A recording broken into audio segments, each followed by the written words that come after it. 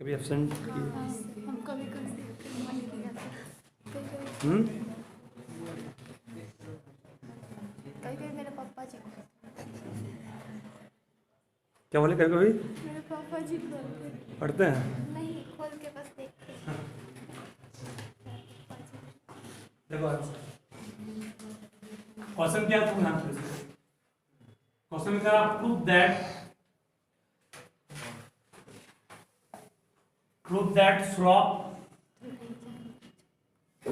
of a line is invariant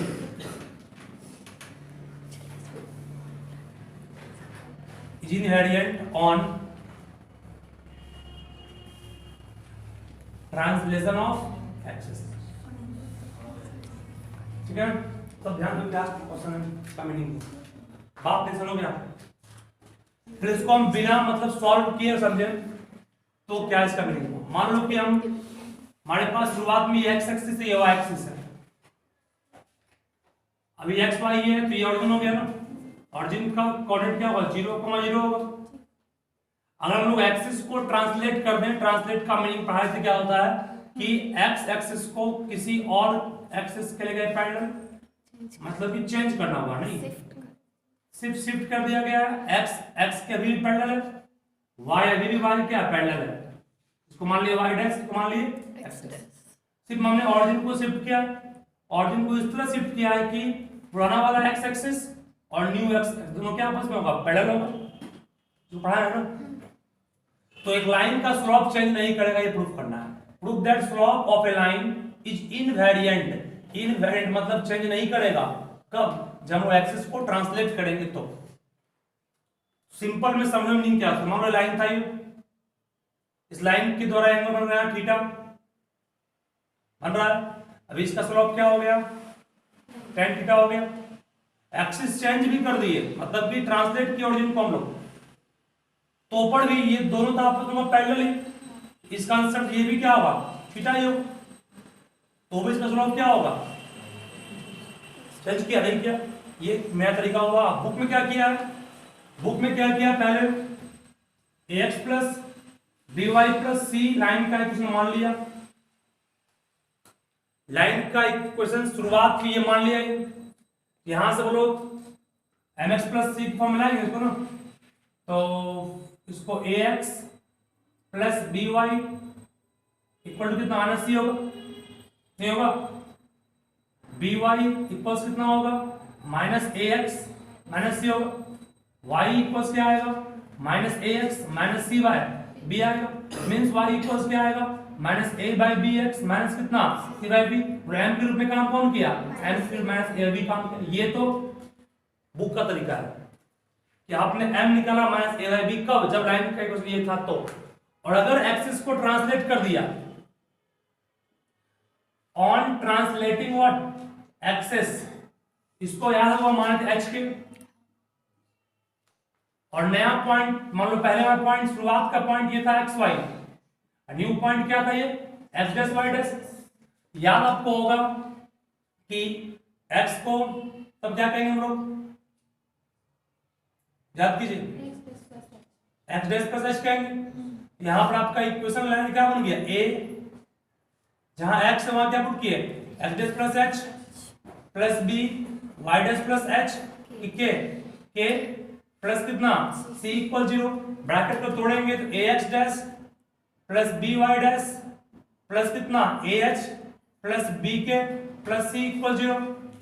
यहां से कहोगे sir A H dash plus B Y dash equals minus कितना A H B K plus C, उस तरह चला गया तो Y dash B Y dash equal to क्या हो गया minus A H dash minus A H plus B K plus C, means Y dash equal to क्या आ गया minus A H dash by B minus कितना A H B K plus C by B.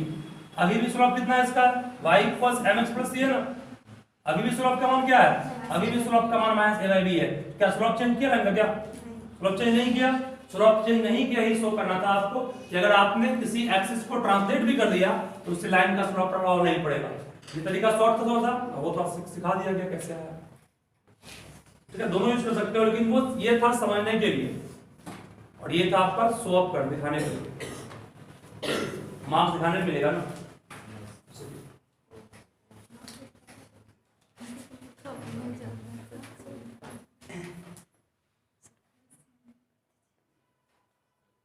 तुम्हारा क्या था रोशनी का question? Question mobile में है।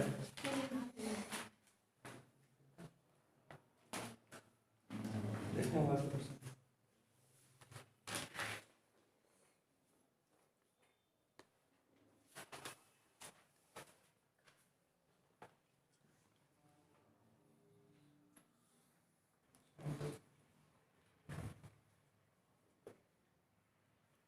एक पॉइंट है 41, एक पॉइंट है 41, फिर कहा गया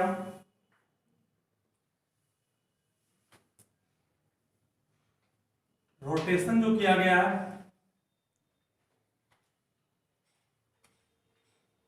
through an angle π/4 about the origin in counter clockwise direction, clockwise direction. So find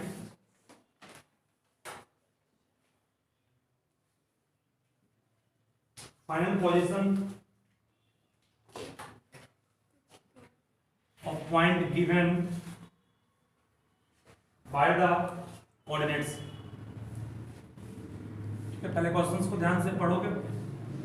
The point 41 undergoes the following three transformation successfully.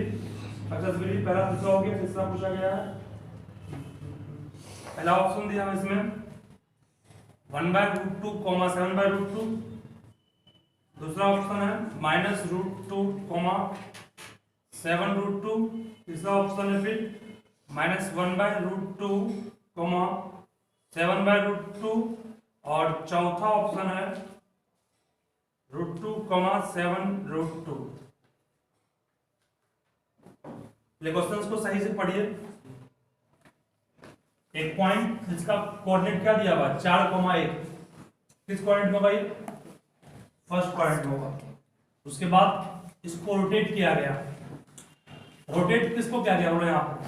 Axis को रोटेट किया या पॉइंट रोटेट? कहीं यहाँ पर लिखा तो नहीं एक्सिस को रोटेट किया गया पॉइंट को। पॉइंट 41 है, 0.41 है और रोटेट किया गया इसको π/4 से about the origin in counter clockwise direction. ठीक है, मतलब कि अभी ये 90 बन रहा है ना, अभी इसका लाइन का स्लोप बोलो कितना होगा? निकल जाएगा। लाइन का स्लोप क्या होगा ये? इसके पहले तो और दो स्टेप करना है, इसके बाद इसके पहले दो स्टेप है, पहले इसको रोटेट करना है, पहले 2 क्वेश्चन दिया हुआ है, उसके बाद फिर दिया हुआ है क्या? तीसरा स्टेप वो करना है। 2 स्टेप करने के बाद 3,4 है। क्वेश्चन में ऐसा लिखा तो नहीं है 2 स्टेप करना है। तीसरा तो फिर दोनों का आना पड़ेगा आपको ना। रिफ्लेक्शन तुम कोई थर्ड पूछिए अच्छे से। हाँ तो third reflection about the Y axis.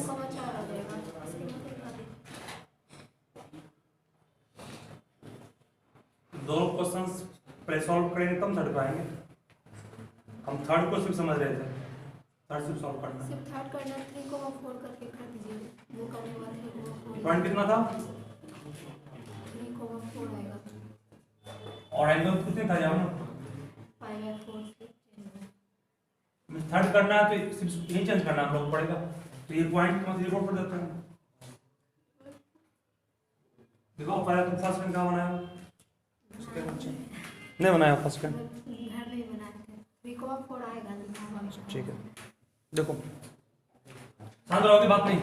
अब यहाँ से फिर वहां पर लाइन भी चेंज करना पड़ेगा ना, तो इसको हम बनाना पड़ेगा शुरू से ही, वैसे उपाय नहीं है इसका। तुम काउंट पहले थर्ड नंबर का दिया हुआ नहीं इसमें। इसमें 3 क्वेश्चन था, सिर्फ थर्ड लिखा है, तो थर्ड प्रॉब्लम था इसमें। देखो पहला क्वेश्चन लिखो तो हाँ सीखिए। तीसरा ना, इसका थर्ड। तो 3 क्वेश्चन के बाद थर्ड में क्वेश्चन ये है, हम सिर्फ थर्ड बना रहे थे, फर्स्ट सेकंड सॉल्व करना पड़ेगा, ये कर लीजिए। Reflection about the line y plus x, पहला है reflection about the line y equal to x, दूसरा है फिर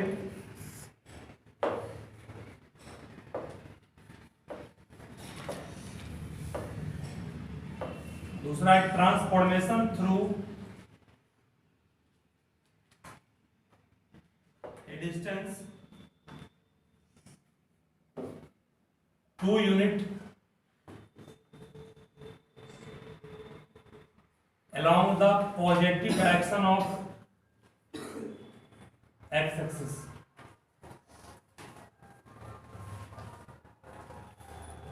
और इस तीनों को करने के बाद इसका निकालना है आंसर ना भैया, तो हमने एग्जांपल का 3 नंबर दिया हुआ, ऑप्शन दिया हुआ है, तो ध्यान देना आपने।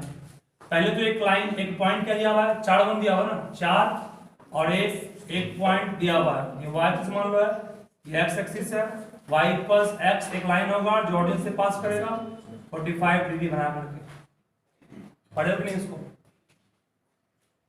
y प्लस x क्या है, y प्लस x एक लाइन है, तो y प्लस x में यहां 1 लिखोगे इसको, 1 इंटू एक्स प्लस 0, स्लोप का मान 1 है, y equals m x plus c, 0 है ना, c का मान 0 means graph passes through what, origin. m का मान 1 है, m का मान 1 मतलब tan, थीटा का मान 1, तो थीटा का मान कितना होगा 45 होगा। इसका मतलब ये लाइन अगर एक दिया हुआ है जो 45 डिग्री बना रहा है एक्स एक्सिस के साथ एंटी क्लॉकवाइज डायरेक्शन में दिया हुआ है, एक पॉइंट क्या दिया हुआ है, पॉइंट आपके पास 4,1 है, 4,1 पॉइंट 1 है, इसका डिफ्लेक्शन कहां बनेगा, इसका डिफ्लेक्शन इस लाइन के अराउंड पूछ रहा कहां होगा, जितना डिस्टेंस पर ये होगा उतना पर ये बनना चाहिए, तभी ना इसको कहेंगे इसका रिफ्लेक्शन हम लोग। तो नया पॉइंट का कोऑर्डिनेट क्या होगा, 4,1 तो इस साइड में होगा, x एक्सिस से 4 उधर से, इस तरफ थोड़ा साइड हो गया, हाँ वो भी चेक करना पड़ेगा, उसको भी चेक करना पड़ेगा। 45 है ना, 45 है, x का मान 4 लेंगे, y का मान 1,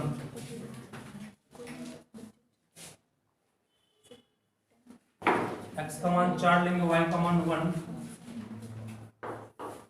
पॉइंट लाइन में तो नहीं होगा लेकिन अंदर में इसका अगर चुका है, एक मिनट और वेट करना पड़ेगा।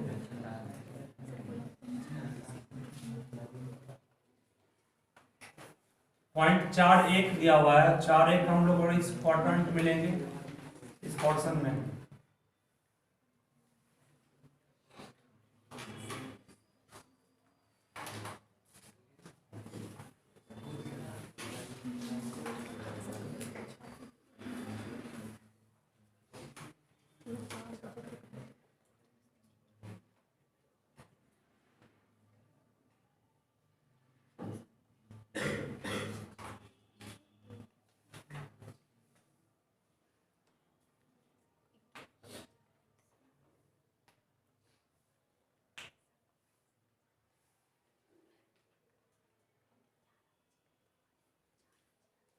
यहाँ होता 1,1, ये होता आपका 2,2, 3,3 होता फिर यहाँ से, और ये होता 4,4।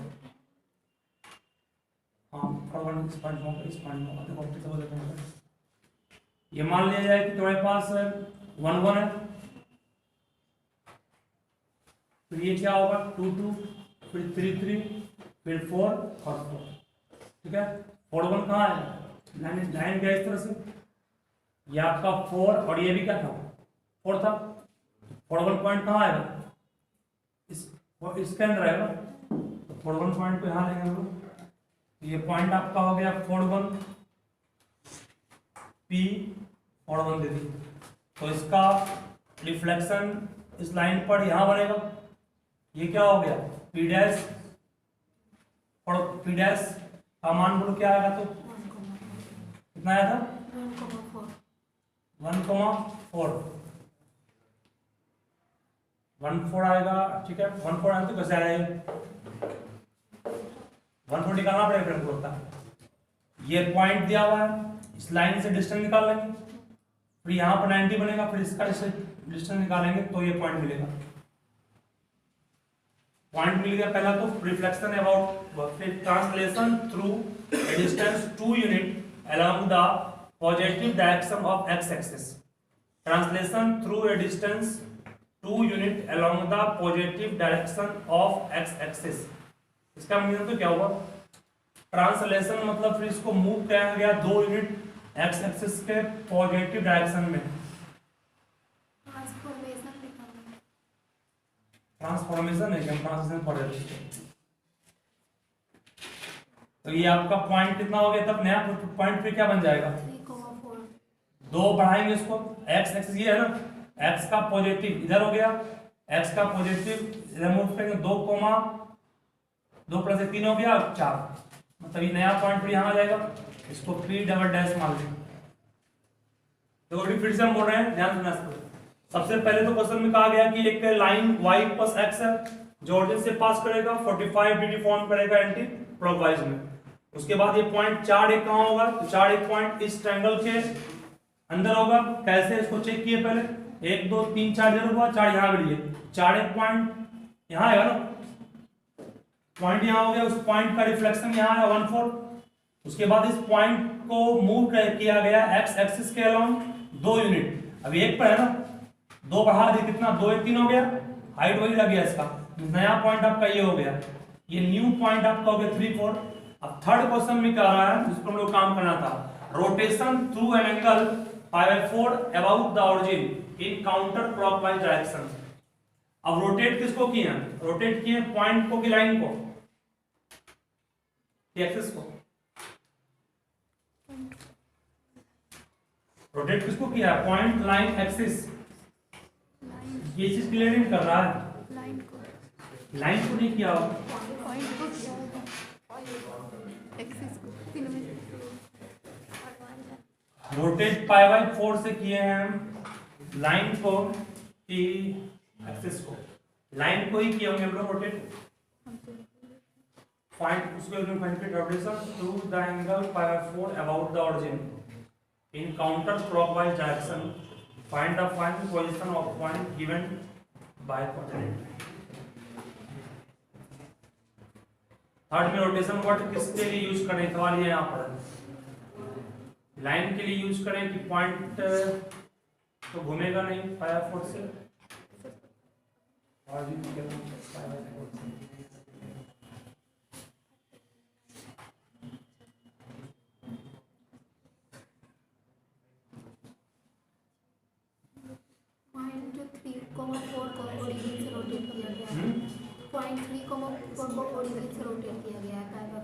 इसको ज्वाइन करना पड़ेगा फिर ना, इसको ज्वाइन करने के बाद रोटेट किया गया है। मैं तुम इसको रोटेट करने बोल रहे हो ना 45 से,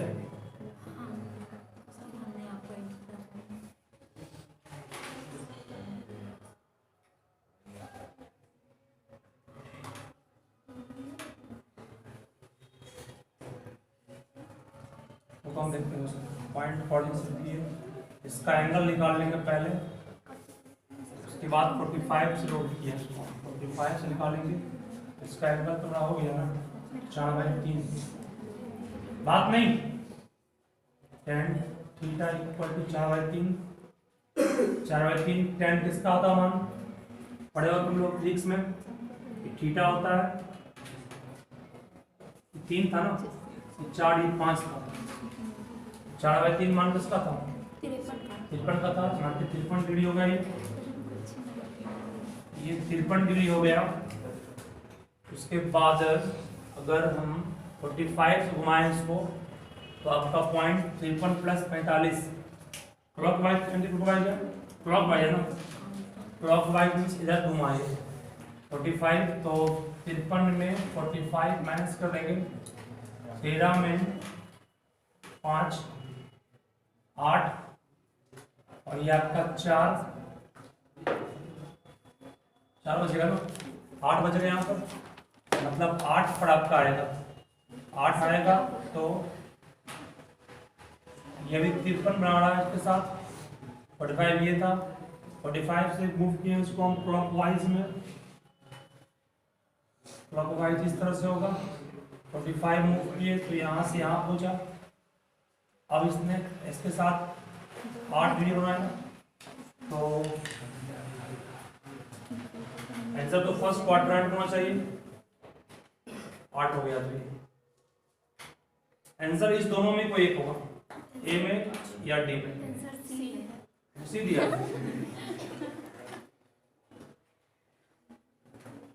फिर कैसे होगा, तो क्लॉकवाइज करा रही है, काउंटर क्लॉकवाइज, इसका मतलब क्या होता है? क्वेश्चन ही बेकार है। और एंटी क्लॉकवाइज काउंटर क्लॉकवाइज का मतलब अच्छा है, शायद anti clockwise question IIT foundation का है ना, तो अच्छा पड़ेगा नहीं। ऐसा क्वेश्चन अच्छा नहीं। एक मिनट बन जाएगा, इतना भी हिम्मत नहीं आता। काउंटर क्लॉकवाइज, काउंटर क्लॉकवाइज का मतलब होता है डायरेक्शन, हाँ तो सही है, अरे आगे आंसर। काउंटर क्लॉकवाइज का मतलब होता है opposite of clockwise, counter means होता है अपोजिट। हाँ तो गया था कहीं ना वर्ड, एक वर्ड थोड़ा सा गड़बड़ा है, गलती लगाया। काउंटर क्लॉकवाइज मतलब एंगल बना था 53 डिग्री, अब 53 में जोड़ोगे 45 तो 90 प्लस कर लेंगे हम लोग, 53 में जोड़ेंगे 45 कितना आएगा, 5 3 8 और 5 4 9 98। इसका मतलब कहाँ आएंगे, सेकंड पॉइंट में आएंगे। अब सेकंड क्वाड्रेंट में पॉइंट आपका कौन है, एक ये है और एक ये है, ए और डी तो नहीं होगा, ए बी और सी में होगा। बी और सी में किसको लें, सवाल ए बी है, ये कितना 8 दिया हुआ है ना, 1 मिनट, ये 8 दिया हुआ है, क्या बात कर रहे हो जी, यहाँ सोच रहे हो तुम अपना बात कर रहे हो।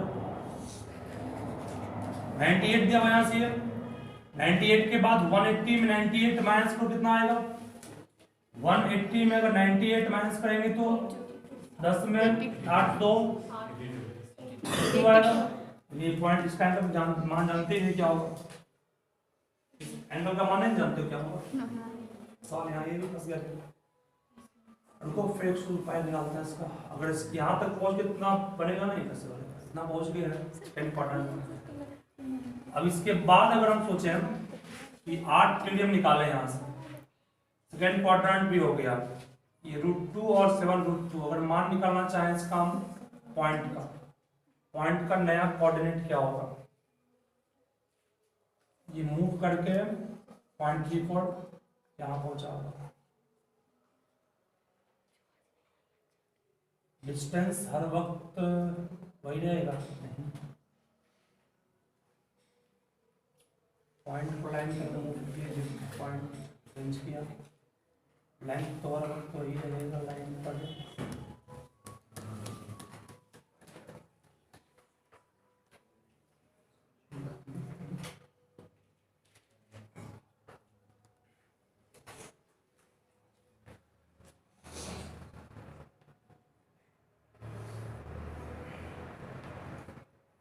एक 53 था, 53 में जोड़ेंगे 45 से मूव किए इसको 98 जब मिल गया है तो यहाँ से अगर हम पॉइंट को निकालना चाहें, इस पॉइंट का कोऑर्डिनेट क्या होगा,